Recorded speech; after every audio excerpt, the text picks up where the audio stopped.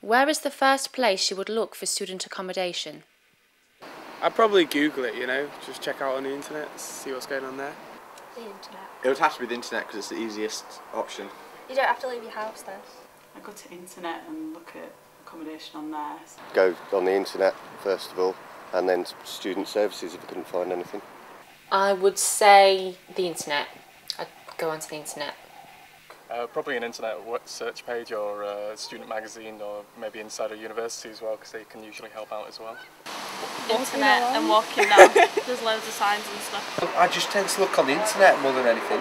Get on a few websites, type in, just Google student accommodation in Sheffield and see what pops up, mainly. Take it from there. What time of year do you start looking for student accommodation?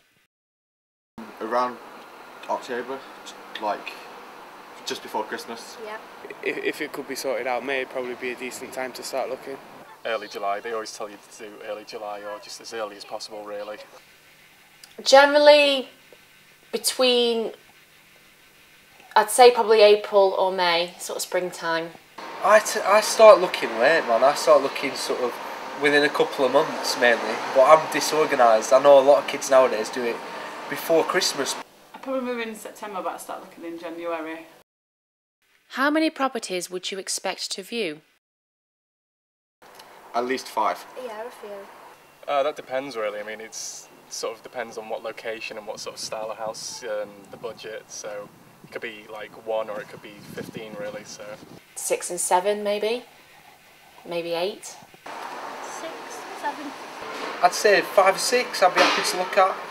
And if somebody wasn't showing me something decent in 5 or 6, I'd sack them off. After making an inquiry, how would you want the landlord to contact you? An email, I'd probably just ignore it, to be honest.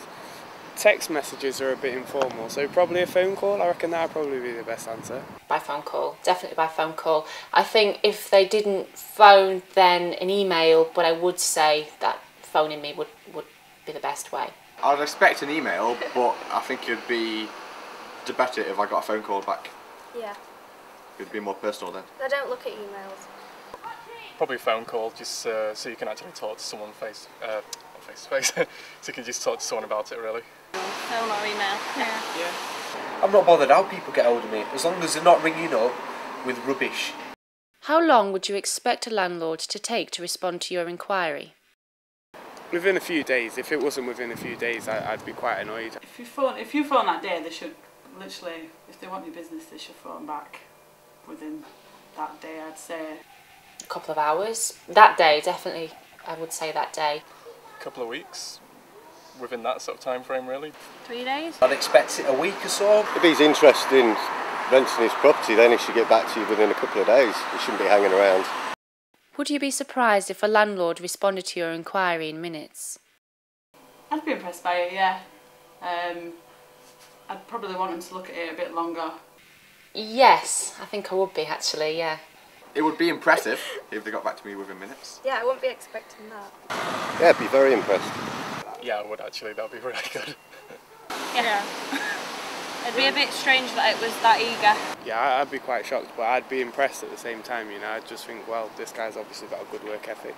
Do you use social media websites such as Facebook, YouTube, MySpace, etc.? Facebook and MySpace every so often. Yeah, I use Facebook. Yeah, I use Facebook a lot, but I don't really use any of the other ones, just Facebook. Yes, I do. Facebook, mainly. Yeah, I use Facebook. I'm not a big into it, I must say, but I do use it, yeah. Facebook, MySpace, things like that really.